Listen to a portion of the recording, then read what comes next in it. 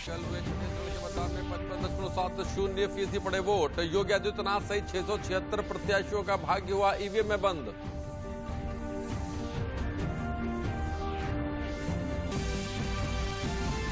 सातवें और अंतिम चरण के लिए प्रदेश में सभी राजनीतिक दल लगा रहे हैं पूरी ताकत। प्रधानमंत्री नरेंद्र मोदी अपने 2 दिवसीय वाराणसी दौरे में आज करेंगे चुनावी रैली और रोड शो।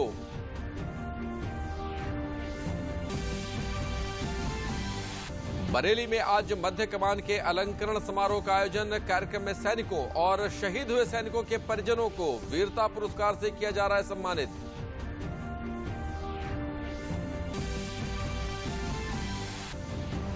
और ऑपरेशन गंगा युद्ध स्तर पर जारी। भारतीय वायुसेना का CC-17 ग्लोब मास्टर मालवाहक विमान 210 भारतीयों को लेकर हिंडन एयरबेस पहुंचा।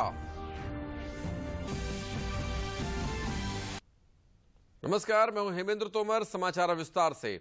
उत्तर प्रदेश का चुनाव अब अपने अंतिम चरण की ओर पहुंच गया है। यूपी के छठे चरण में 10 जिलों के 57 सीटों पर कल मतदान के दौरान मतदाताओं में उत्साह दिखा। चुनाव आयोग की ओर से मतदान के लिए पूरे इंतजाम किए गए थे। इन सीटों पर करीब 55.70% वोटिंग हुई। यूपी की ये तस्वीरें बता रही कि राज्य के छठे चरण के मतदान के दौरान मतदाताओं ने अपने मताधिकार के इस्तेमाल के लिए किस तरीके का उत्साह दिखाया है। छठे चरण के मतदान में सुबह 7 बजे से ही मतदाताओं में उत्साह देखा गया। 10 जिलों की 57 विधानसभा क्षेत्र में अच्छा मतदान हुआ है। चुनाव आयोग ने मतदान के लिए पूरे इंतजाम किए थे। मतदान केंद्रों पर सुरक्षा बल पूरी तरीके से मुस्तैद दिखाई दिए। सुबह से ही मतदान केंद्रों पर मतदाताओं की लंबी लंबी कतारें देखी गई। क्या युवा, क्या महिला, क्या बुजुर्ग, सभी ने वोटिंग के प्रति खासा उत्साह दिखाया। पहली बार वोट कर रहे मतदाताओं में भी खूब उत्साह दिखाई दिया। वोटिंग बहुत जरूरी है, इसलिए जरूरी है कि सड़क, पानी, बिजली ये सब गवर्नमेंट ही दे सकता है, पब्लिक के हाथ में नहीं है। इसके लिए वोट बहुत जरूरी है। पहले तो सिटी का डेवलपमेंट सबसे इम्पोर्टेंट है और दूसरी चीज जिसकी भी सरकार बने रोजगार दे। महिला सुरक्षा वो भी एक एजेंडा है, पर विकास और रोजगार दोनों बहुत इम्पोर्टेंट है। 104 वर्ष की विंदेश्वरी देवी पूरे परिवार के साथ लोकतंत्र के इस महापर्व को गौरवान्वित करने मतदान केंद्र पर पहुंची और अपने मताधिकार का इस्तेमाल किया। आपने मतदान किया, क्या कहना है? भगवान तुम्हारा तन धन उपकार के लिए हो, यह जिंदगी है लेकिन संसार के लिए हो।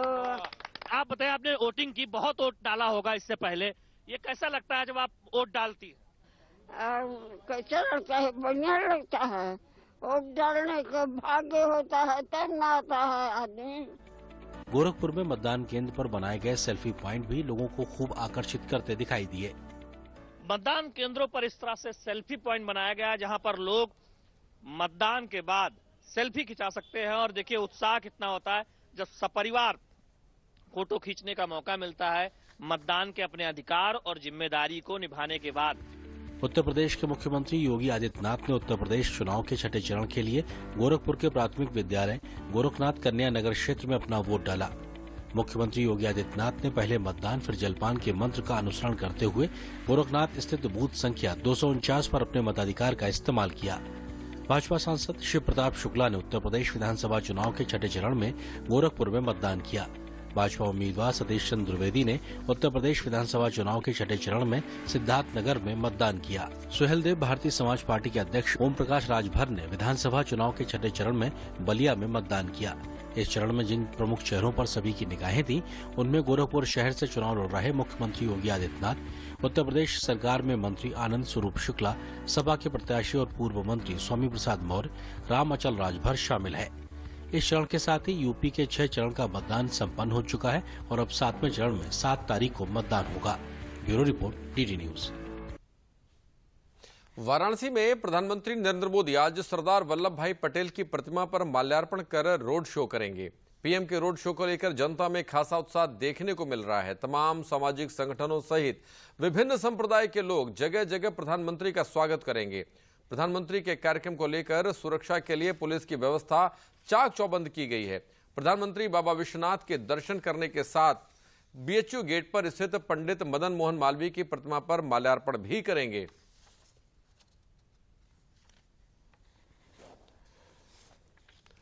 वाराणसी से हमारे संवाददाता हरिकेश बहादुर सिंह हमसे जुड़ रहे हैं। हरकेश, अगर आप हमें सुन पा रहे हैं तो बताएं कि प्रधानमंत्री का आज वाराणसी में क्या कार्यक्रम है और रोड शो की क्या क्या तैयारियां की गई हैं? जलवायु परिवर्तन मंत्रालय। हेमंत जी, मैं आपको बताऊं कि जो प्रधानमंत्री का कार्यक्रम है वो मलदहिया पटेल चौक चौराहे से जो कि उत्तरी विधानसभा क्षेत्र में पड़ता है, वहां पे प्रधानमंत्री पहले सरदार पटेल की जो प्रतिमा है उस पर माल्यार्पण करेंगे और वहां से फिर रोड शो शुरू होगा जो लौराबीर चौराहे के से होते हुए बेनियाबाग और उसके बाद लौराबीर के बाद जो है कबीर चौरा के बाद मैदागिन और मैदागिन से बुलानाला चौक होते हुए बाबा विश्वनाथ का जो धाम है वहां तक जाएगा।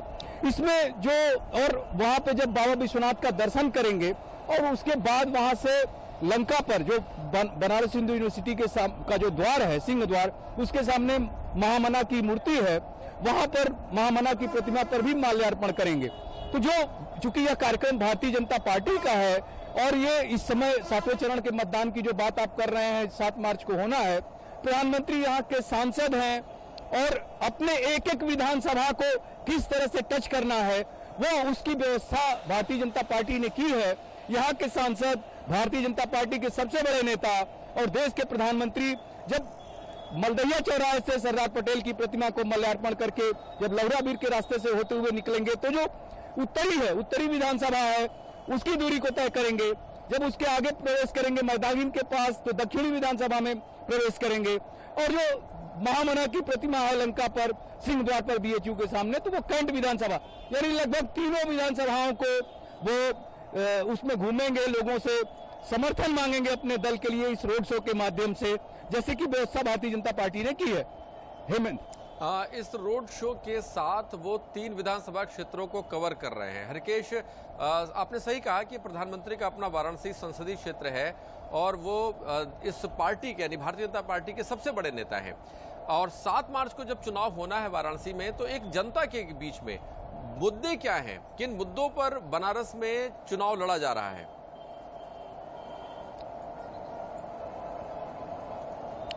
देखिए हेमेंद्र, चूंकि प्रधानमंत्री 2014 से यहां से सांसद हैं, तो जो चूंकि वो बार बार बात करते हैं सबका साथ, सबका प्रयास, सबका विकास, सबका विश्वास, इस तरह के जो वो नारे देते हैं वो यहाँ पे विकास के कार्य दिखाई भी दे रहे हैं। वो कोई ऐसा क्षेत्र नहीं है जो आम जनमानस से जुड़ा हुआ उनकी समस्या हो उसको वो एड्रेस करते हैं एक सांसद की तरह। और प्रधानमंत्री तो है ही, बड़ी योजनाएं लेकर आते हैं, उनका क्रियान्वयन हो रहा है, चाहे जल मार्ग हो, थल मार्ग हो, वायु मार्ग हो, हर पर विकास की राह पे चला है काशी। और ये विकास मॉडल हर तरफ इस 7वें चरण में हर जो विधानसभाएं उनमें दिखाई देंगी।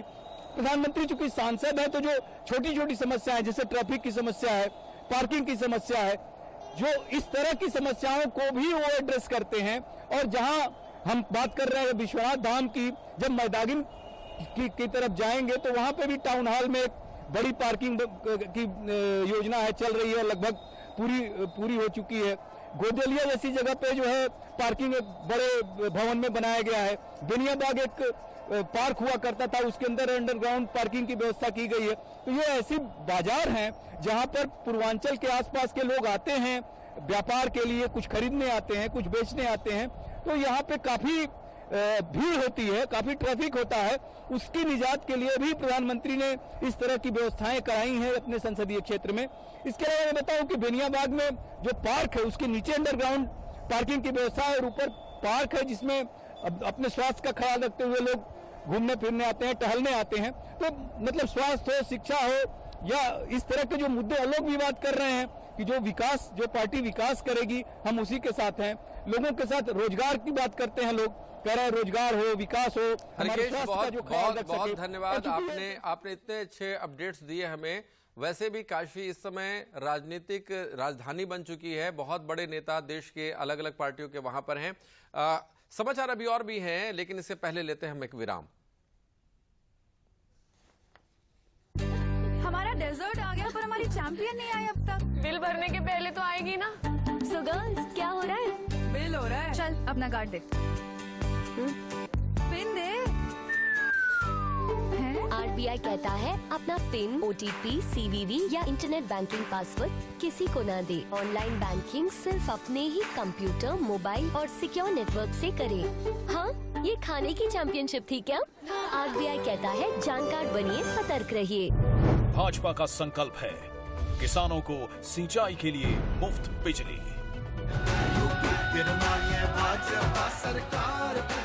फिर से कमल का बटन दबाएं, भाजपा को जिताएं।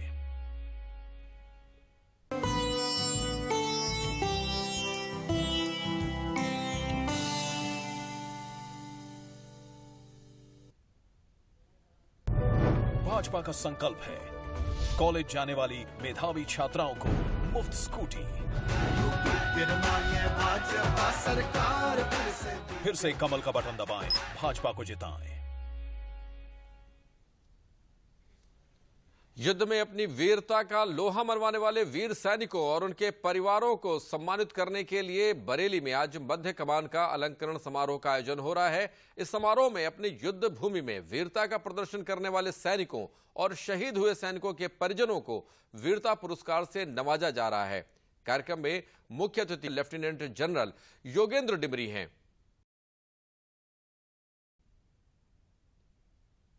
कि मध्य कमान का अलंकरण समारोह आयोजित किया जा रहा है बरेली में, परेड ग्राउंड में, बख्शी परेड ग्राउंड में। यहाँ पर कुल 23 अवार्ड दिए जाएंगे, उसके अलावा यूनिट साइटेशंस भी दिए जाएंगे। इसमें 9 सेना मेडल गैलेंट्री इसमें सम्मिलित हैं और उसके अलावा भी कई अन्य अवार्ड हैं, जैसे ग्रीन कैंटोनमेंट का अवार्ड इस वर्ष लखनऊ कैंटोनमेंट को मिला है।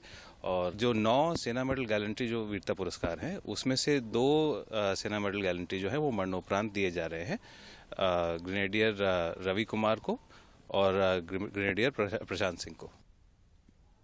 आजमगढ़ में कल भाजपा नेता और गृह मंत्री अमित शाह ने चुनावी जनसभा को संबोधित किया। उन्होंने कहा कि आजमगढ़ की जनता भाजपा के साथ है। पहले की सरकारें पूर्वांचल की अनदेखी करती थीं।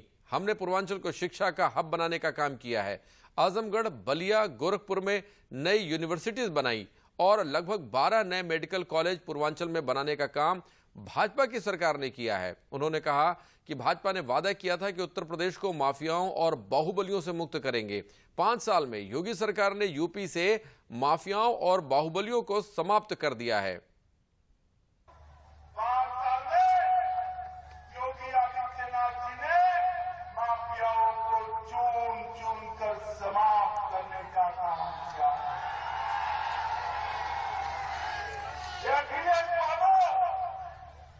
आप हमें सवाल पूछ रहे हो, आप बताओ आपके 5 साल में कितने दंगे हुए? 700 दंगे हुए थे अखिलेश के टाइम में। योगी जी के टाइम में एक भी दंगा हुआ है क्या? अरे आजमगढ़ में खुली जीप में AK-47 लेकर घूमते थे या नहीं घूमते थे? आजमगढ़ से जाकर अहमदाबाद में बम धमाके करते थे या नहीं करते थे? आज हिम्मत है किसी की? है हिम्मत किसी की?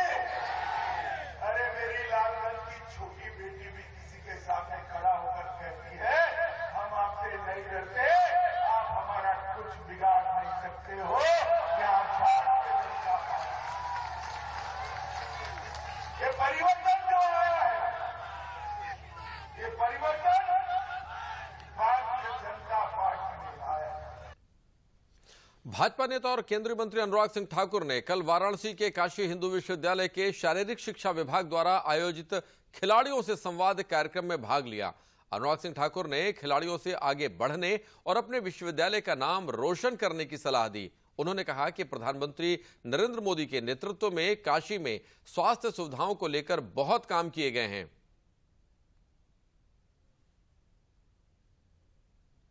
काशी को दिव्य और भव्य बनाने में मोदी जी का बहुत बड़ा योगदान है। तंग गलियों को भी चौड़ा करने का काम, काशी विश्वनाथ धाम का बनाने का, एयरपोर्ट से लेकर अस्पताल कैंसर का बनाने का, पूर्वांचल एक्सप्रेसवे से लेकर हजारों किलोमीटर सड़क बनाने का काम जो हुआ है, जो अखिलेश यादव जी, डिम्पल यादव जी के द्वारा पूर्व की सपा सरकार के समय झूठे मुकदमे सुब्रत पाठक जी के खिलाफ दर्ज कराए गए थे, उसको न्यायालय ने भी झूठा माना है। अधिकारियों की वो मिली भगत के साथ हुए हैं और समाजवादी पार्टी किस तरह से अपने खिलाफ खड़े होने वाले राजनीतिक प्रतिद्वंदियों को खत्म करने का प्रयास करती थी, ये भी असली चाल चरित्र चेहरा समाजवादी पार्टी के सामने आया है। अनुराग ठाकुर ने विश्वास जताया कि भाजपा सरकार प्रदेश में पूर्ण बहुमत से वापस आएगी। उन्होंने कहा कि उनकी सरकार ने आतंकवादियों को जेल में डालने और सुरक्षा व्यवस्था को पुख्ता करने का काम किया है। मोदी जी की सरकार और योगी जी की सरकार गरीबों के कल्याण के लिए समर्पित रही। उत्तर प्रदेश में गुंडा माफिया अपराध मुक्त करने में सफल रही और केंद्र और प्रदेश की योजनाओं को लागू करने में भी सफल रही। यही कारण है कि उत्तर प्रदेश देश की दूसरे नंबर की अर्थव्यवस्था बना है। उत्तर प्रदेश अपराध मुक्त हुआ है। उत्तर प्रदेश के गरीबों को पक्का मकान, पानी की सुविधा, बिजली का कनेक्शन, रसोई गैस का सिलेंडर, 5 लाख का इलाज और महीने में मुफ्त में 2 बार राशन मिलने का काम हुआ है। भाजपा नेता केशव प्रसाद मौर्य ने आजमगढ़ के विधानसभा क्षेत्र में भाजपा प्रत्याशियों के समर्थन में जनसभाओं में संबोधित करते हुए कहा कि कानून व्यवस्था को दुरुस्त करने का काम भारतीय जनता पार्टी द्वारा किया गया है। उन्होंने कहा कि अभी बहुत से काम बाकी हैं जो 10 मार्च से अभियान चलाकर शुरू किए जाएंगे। प्रधानमंत्री आवास योजना, शौचालय निर्माण, आवास में बिजली की व्यवस्था, गैस कनेक्शन और आयुष्मान भारत कार्ड योजना आदि सभी गरीबों और पात्र धारकों अब तक दी गई हैं, जिससे लोगों को फायदा मिला है। उन्होंने कहा कि गांव में माफियाओं और गुंडों द्वारा कब्जा की गई जमीनों को मुक्त कराकर संकल्प पत्र के घोषणा अनुसार वहां पर पक्के मकान बनाकर गरीबों को दिए जाएंगे। और उन बाकी लोगों के लिए 10 मार्च के बाद अभियान शुरू होगा। अगर गांव में गरीब आदमी को प्रधानमंत्री आवास बना करके, शौचालय बनवा करके देना है, उस आवास में बिजली लगवा करके देना है, गैस का कनेक्शन देना है, आयुष्मान भारत का कार्ड देना है, तो बताइए उसके लिए जमीन चाहिए कि नहीं चाहिए? और जमीन पे तो कब्जा सब गुंडा किए हुए हैं, किए कि नहीं किए हैं? तो खाली होना चाहिए कि नहीं खाली होना चाहिए? हमने 2022 के संकल्प पत्र में माननीय प्रधानमंत्री जी के निर्देश पर संकल्प पत्र में लिखा है कि 10 मार्च के बाद जो गांव-गांव में अवैध कब्जे हैं उन्हें खाली करा करके गरीबों को पक्का मकान बनाने के लिए उसका पट्टा देने का काम करेंगे। उत्तर प्रदेश के विधानसभा चुनाव अब आखिरी चरण में पहुंच रहा है। 7 मार्च को 7वें चरण को लेकर मतदान होना है। ऐसे में सभी राजनीतिक पार्टियों के नेता ताबड़तोड़ जनसभाएं कर रहे हैं। इसी कड़ी में छत्तीसगढ़ के मुख्यमंत्री भूपेश बघेल ने भदोही जनपद के ज्ञानपुर विधानसभा में कांग्रेस प्रत्याशी के पक्ष में जनसभा को संबोधित किया। भूपेश बघेल ने सरकार की विनिवेश नीतियों पर सवाल उठाए। उन्होंने कहा कि कांग्रेस मॉडल आम जनता को रोजगार देने और गरीबी हटाने का काम करती है। पूरे उत्तर प्रदेश की जनता ने मन बना लिया है। मैं लगातार पूरे प्रथम चरण से लेकर 7वें चरण तक के सभी क्षेत्रों में गया। योगी जी अब मठ में ही बैठेंगे, वो लखनऊ नहीं जाने वाले। मुख्यमंत्री निवास खाली करना होगा। पिछली सरकारों ने, जनता ने, किसानों ने, श्रमिकों ने, इंजीनियरों ने जितने भी निर्माण किए थे उस सबको एक एक करके बेच रहे हैं। चाहे रेलवे स्टेशन, एयरपोर्ट सब बेच रहे हैं। सेल भेल सब बिक रहा है। सोनभद्र में सपा राष्ट्रीय अध्यक्ष अखिलेश यादव ने चुनावी जनसभा में भाजपा पर तीखे प्रहार किए। उन्होंने कहा कि हमारी सरकार बनी तो न सिर्फ 24 घंटे बिजली बल्कि 300 यूनिट फ्री बिजली भी उपलब्ध कराएंगे, क्योंकि सोनभद्र साक्षी है कि हमारी सरकार ने ही प्रदेश में सबसे ज्यादा बिजली घर लगाने का काम किया है।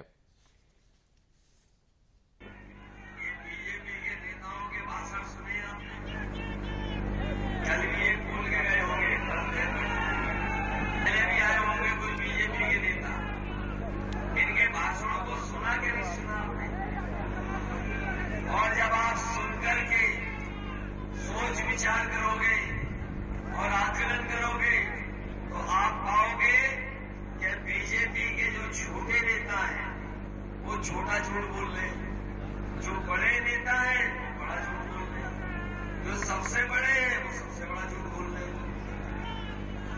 ये गर्मी निकाल देंगे, याद है कि नहीं याद है? और जब से जनता भाजपा ने वोट डाला है। पहले चरण का, दूसरे, तीसरे, चौथे चरण का भारतीय जनता पार्टी के नेता कार्यकर्ता छठे पड़े। वही वाराणसी में कल बहुजन समाज पार्टी की सुप्रीमो मायावती ने चिरई गांव के सदाहा इलाके में जनसभा को संबोधित किया। इस दौरान उन्होंने 2022 में भी 2007 की तरह ही पूर्ण बहुमत की सरकार बनाने का दावा किया। साथ ही मायावती ने कांग्रेस को जातिवादी, सपा को गुंडाराज और भाजपा को सांप्रदायिक दल बताया। उन्होंने कहा कि लोग भाजपा, सपा और कांग्रेस से ऊब चुके हैं और इस बार भारी बहुमत के साथ बसपा की सरकार बनने वाली है।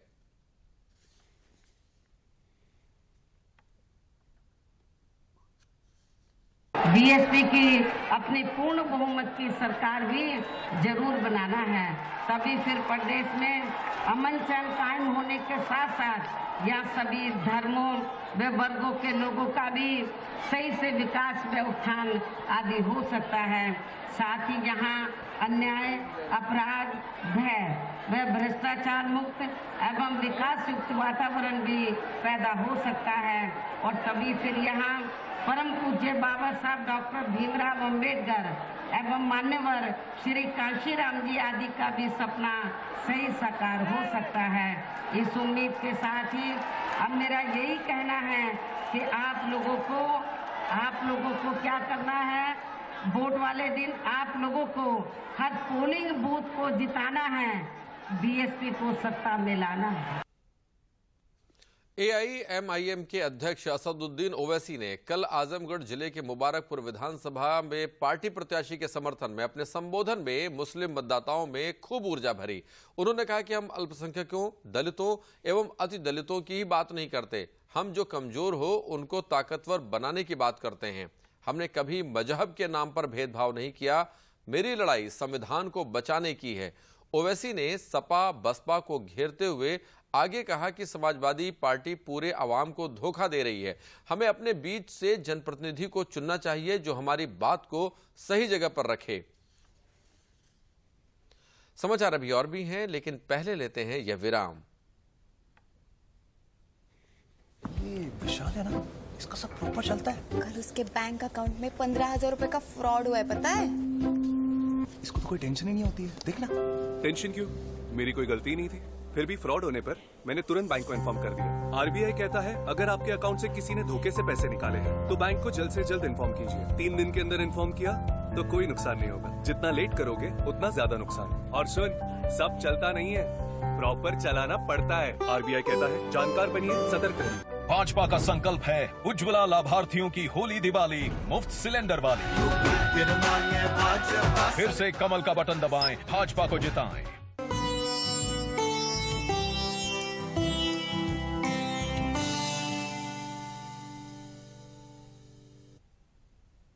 सच बताएं आपको, हमको महामारी का डर तो था ही, साथ डर था बच्चों को खिलाएंगे का। एक थैली राशन मोदी जी से आया और एक थैली योगी जी, वो भी बिल्कुल मुफ्त। अरे जो टोटी चुराते हैं वो रोटी क्या खिलाएंगे। सोच ईमानदार, काम असरदार, यूपी फिर मांगे भाजपा सरकार।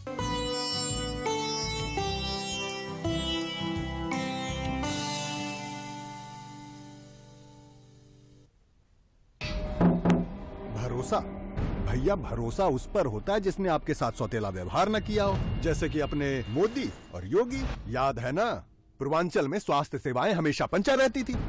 भाई ये तो योगी मोदी ने रायबरेली और गोरखपुर में एम्स बनवाया और आयुष्मान कार्ड से 5 लाख का इलाज मुफ्त दिलवाया। भरोसा है आगे हर जिले में मेडिकल कॉलेज बनाएंगे और एम्बुलेंस दुगनी करेंगे और फायदा हम गरीब को ही तो मिलेगा, क्योंकि सेंटर में जो मोदी जी बैठे हैं ना, उनके सेंटर में जात धर्म नहीं, हम गरीब रहते हैं, इसीलिए कमल का बटन दबाएं, भाजपा को जिताएं। जाति धर्म से उठकर बढ़ाया है सम्मान, सबसे पहले गरीब कल्याण। यूक्रेन से भारतीय नागरिकों को सुरक्षित वापस लाने का सिलसिला जारी है। भारतीय वायुसेना के 2 C-17 ग्लोब मास्टर विमान यूक्रेन में फंसे भारतीय छात्रों को लेकर रोमानिया के बुखारेस्ट और हंगरी के बुडापेस्ट से गाजियाबाद स्थित हिंडन एयरबेस पहुंचे। हवाई अड्डे पर आने वाले भारतीय नागरिकों का केंद्रीय मंत्री स्वागत कर रहे हैं। वहीं इंडिगो की विशेष फ्लाइट भी 219 छात्रों को लेकर दिल्ली पहुंची। विदेश मंत्रालय द्वारा बताया गया कि ऑपरेशन गंगा के तहत अगले 24 घंटों में 18 उड़ानें आनी बाकी हैं। अब तक 18,000 भारतीयों ने यूक्रेन छोड़ा है।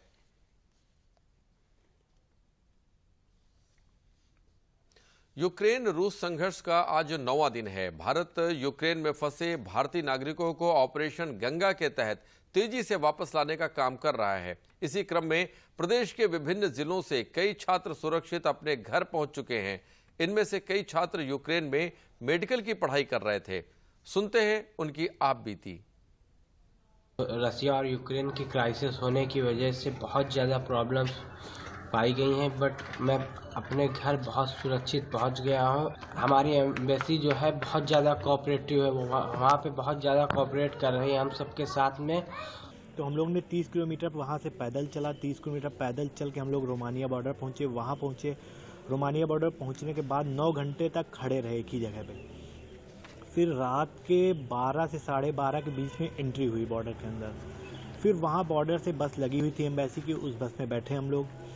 फिर वहाँ से इमिग्रेशन हुआ हम लोग का। इमिग्रेशन होते ही बाहर फिर एम्बेसी वाले लोग थे, उन लोगों ने हम लोग को पूरा खाने का सामान दिया, सब कुछ पानी वानी दिया, इवन सिम कार्ड भी दिया। हम लोगों ने बोला कि सर सिम कार्ड चाहिए घर बात करने के लिए, तो उन लोगों ने सिम कार्ड दिया हम लोग को। उसके बाद फिर वहाँ से 400 किलोमीटर दूर था एयरपोर्ट हमारा, तो हम लोग एयरपोर्ट के लिए वहाँ से रात ही में निकल लिए बस से।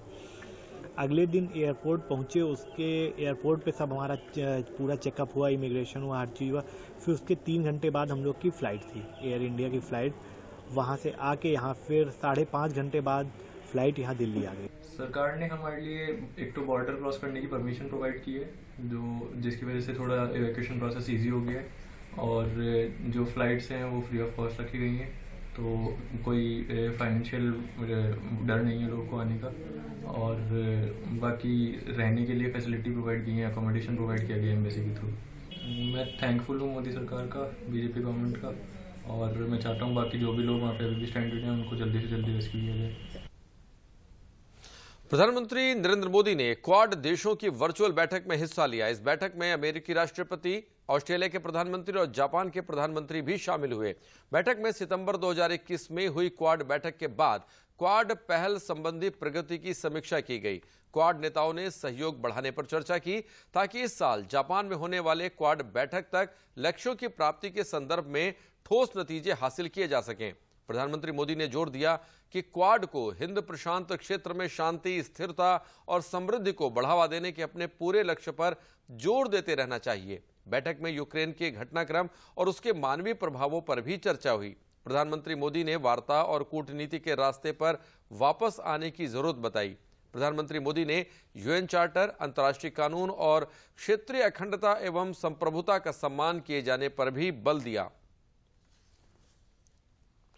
यूक्रेन रूस संकट के बीच जहां एक तरफ सरकार ऑपरेशन गंगा के तहत लोगों की सुरक्षित वापसी पर जोर दे रही है, तो वहीं दूसरी ओर अफवाह और भ्रम का दौर भी चल रहा है। यूक्रेन में भारतीय नागरिकों को लेकर एक ऐसी ही अपुष्ट खबर को लेकर विदेश मंत्रालय ने स्पष्टीकरण दिया है।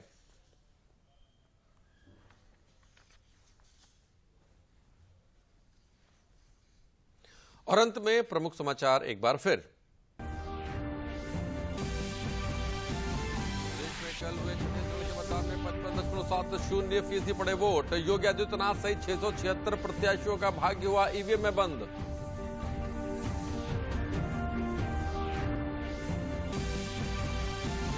प्रधानमंत्री नरेंद्र मोदी अपने 2 दिवसीय वाराणसी दौरे पर आज करेंगे चुनावी रैली और रोड शो, साथ ही बाबा विश्वनाथ के करेंगे दर्शन।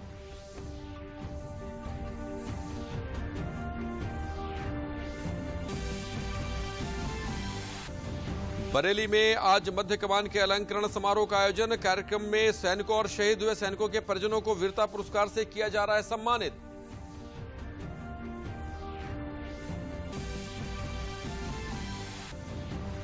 और ऑपरेशन गंगा युद्ध स्तर पर जारी। भारतीय वायुसेना का CC-17 ग्लोब मास्टर मालवाहक विमान 210 भारतीयों को लेकर हिंडन एयरबेस पहुंचा।